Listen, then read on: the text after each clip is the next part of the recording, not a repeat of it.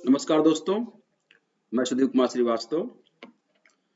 Friends, हाल ही में मानव के शरीर में एक सुअर के हृदय को प्रत्यारोपित किया गया है, जो काफी चर्चा में है।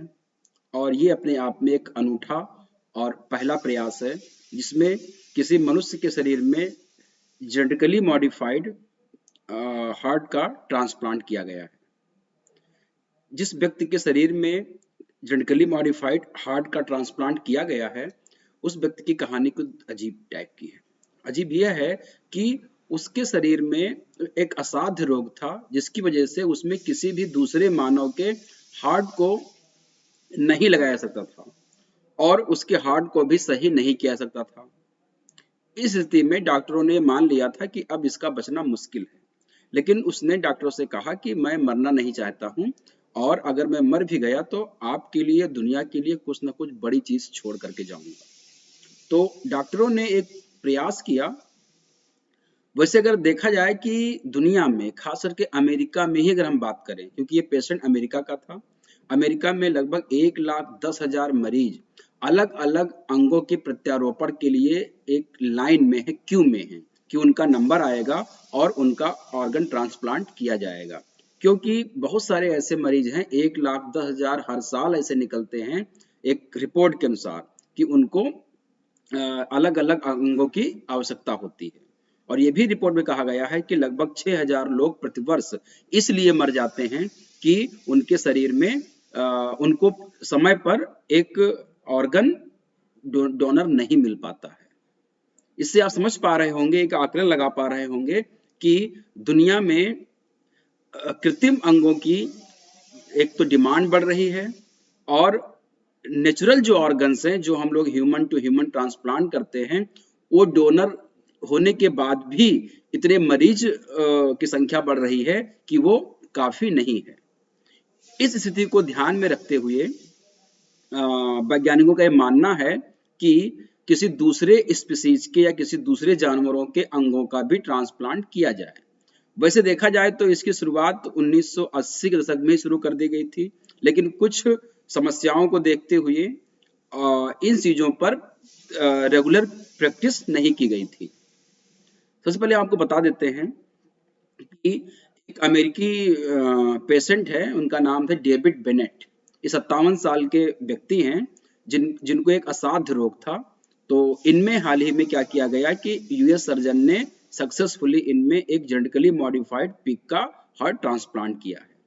और एक रिपोर्ट के अनुसार कि ऑर्गन डोनर की बहुत ज्यादा क्रॉनिक शॉर्टेज है पूरी अमेरिका में, दुनिया में भी है। अमेरिका में भी मैंने बताया आपको कि एक रिपोर्ट के अनुसार 1,10,000 अमेरिकी करंटली ऑर्गन ट्रांसप्लांट के लिए वेट कर रहे हैं, और लगभग 6,000 लोगों की प्रतिवर्ष मृत्यु इसलिए हो जाती है क्योंकि उनको समय पर ऑर्गन ट्रांसप्लांट नहीं हो पाता है। इसको ध्यान में रख करके कहा गया है कि अब जानवरों के भी ऑर्गन को ट्रांसप्लांट किया जाए। वैसे ट्रांसप्लांट का मतलब ये होता है किसी ऑर्गन को किसी दूसरे और भाग से किसी दूसरे पार्ट में उसको लगा दिया जाए। वो चाहे मनुष्य का खुद का कोई पार्ट हो, किसी दूसरे मनुष्य का हो, या किसी दूसरे स्पीसीज का हो। तो कई तरह से हम लोग ऑर्गन का ट्रांसप्लांटेशन करते हैं। जैसे हम बात करते हैं यहाँ पर ऑटोग्राफ्ट। ऑटोग्राफ्ट का मतलब होता है कि अपने ही शरीर के किसी दूसरे अंग को, चाहे स्किन हो गई या कोई वेन्स हो गई, कोई आर्टरीज हो गई, उसको ले करके जहां पर आवश्यकता है वहां पर उसको हमने लगा दिया। इसको कहते हैं ऑटोग्राफ्ट। एक होता है आइसोग्राफ्ट। आइसोग्राफ्ट का मतलब होता है कि ऐसे व्यक्ति के अंदर अंगों का ट्रांसप्लांटेशन करना जो जेनेटिकली आइडेंटिकल हों, यानी कि जो ट्विंस हों, आइडेंटिकल ट्विंस हैं, उनके बीच में अगर ऑर्गन का ट्रांसप्लांटेशन करते हैं तो उसको आइसोग्राफ्ट कहा जाता है। एक और होता है एलोग्राफ्ट। एलोग्राफ्ट का मतलब होता है कि ट्रांसप्लांटेशन तो सेम स्पीसीज के बीच में ही होगा, मनुष्य के बीच में होगा, बट उसमें जेनेटिकली आइडेंटिकल होना जरूरी नहीं है। इसको हम लोग कह देते हैं एलोग्राफ्ट। और जो अभी वैज्ञानिकों ने किया है, वो उसका नाम है जीनो ट्रांसप्लांटेशन या जीनोग्राफ्ट।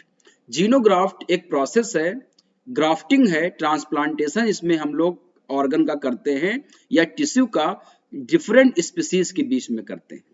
एक मनुष्य हो गया, दूसरे किसी जानवर का। जैसे इस केस में क्या किया गया, मनुष्य के अंदर सुअर के हार्ट को ट्रांसप्लांट किया गया। तो सुअर और मनुष्य दोनों क्या हैं, एक अलग स्पीसीज हैं। तो उनके अंगों को अगर ट्रांसप्लांटेशन किया जा रहा है तो ये क्या कहलाएगा, जीनो ट्रांसप्लांटेशन कहलाया जाएगा या जीनोग्राफ्ट कहलाया जाएगा। अब एक चीज और आपको ध्यान में रखनी है कि जब भी कोई ऑर्गन किसी दूसरे व्यक्ति के शरीर में ट्रांसप्लांट किया जाता है तो हमारी बॉडी उसको एक्सेप्ट नहीं करती है। हमारी बॉडी में जो इम्यून सिस्टम होता है वो इम्यून सिस्टम उसको फॉरेन ट्रीट करती है और उसके अगेंस्ट जो है रिजेक्शन करती है, उसको रिजेक्ट करना चाहती है। उसके लिए हमको बहुत सारे एंटी जो रिजेक्शन ड्रग्स जो होते हैं वो हमको देने पड़ते हैं। ये केस इसमें भी था कि जब भी सुअर का हम हार्ट ट्रांसप्लांट करते तो हमारी बॉडी उस सुअर के हार्ट को रिजेक्ट कर देती। इस चीज को कंट्रोल करने के लिए ही क्या किया गया, हार्ट में क्या किया गया, कुछ जीन एडिटिंग करनी पड़ी। जीन एडिटिंग जो है वो 10 जीन की एडिटिंग करनी पड़ी टोटल।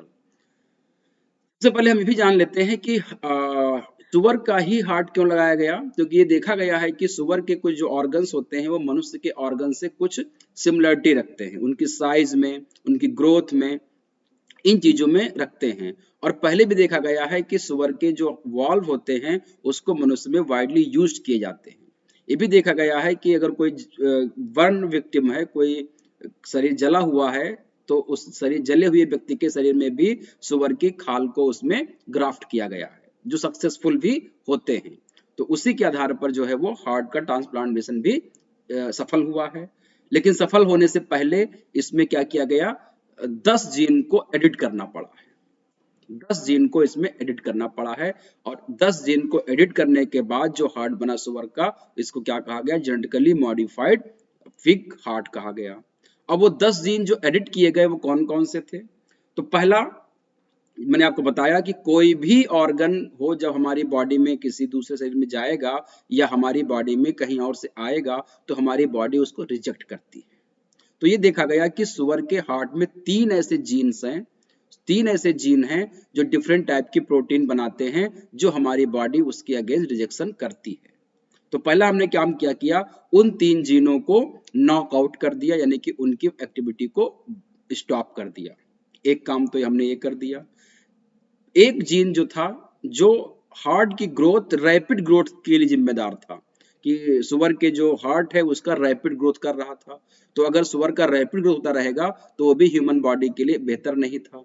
तो उस जीन को भी क्या कर दिया गया, सप्रेस कर दिया गया या उसको स्टॉप कर दिया गया, जिससे कि ग्रोथ जो हो वो नॉर्मल हो। तो 4 जीन हो गए जो हमने उसको स्टॉप कर दिया।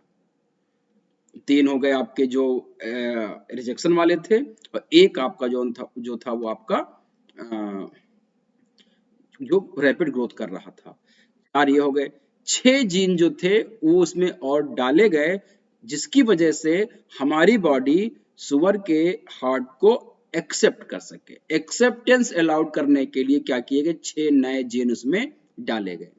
इस तरह से 10 जीन को एडिट करके हार्ट के ट्रांसप्लांट को इस मरीज के शरीर में इम्प्लांट किया गया, जो काफी सक्सेसफुल रहा।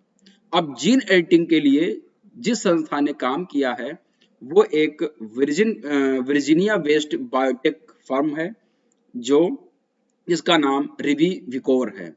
तो रिवी विकोर एक वर्जीनिया बेस्ड बायोटेक फर्म है जिसने क्या किया, इस 10 जीन की एडिटिंग की है। तो इस 10 जीन की एडिटिंग करने के बाद इस हार्ट को उस जो पेशेंट था जिसका नाम था डेविड बेनेट, इसके शरीर में इसको इम्प्लांट किया गया और इस प्रकार से ये सक्सेसफुल रहा। तो अगर हम मानव की जिंदगी को बचाना चाहते हैं तो हमको इस तरह के और प्रयास करने होंगे। हमको जो लाइन में लगे हुए लोग हैं जो मानव के अंगों का इंतजार कर रहे हैं, उनके शरीर में भी इस प्रकार के जीनोग्राफ्ट करके हम उनकी लाइफ को बचा सकते हैं और नए तकनीक को हम इसमें उन्नत तरीके से उपयोग भी कर सकते हैं। अगर देखा जाए कि इसमें किस तरह से इसको किया गया है, तो एक जेनेटिकली मॉडिफाइड करके इसको पूरा किया गया था। ये था पूरा एक सुअर के हार्ट को, जीन को एडिट करके उसको मनुष्य के शरीर में सफलतापूर्वक लगा दिया गया। थैंक यू, धन्यवाद।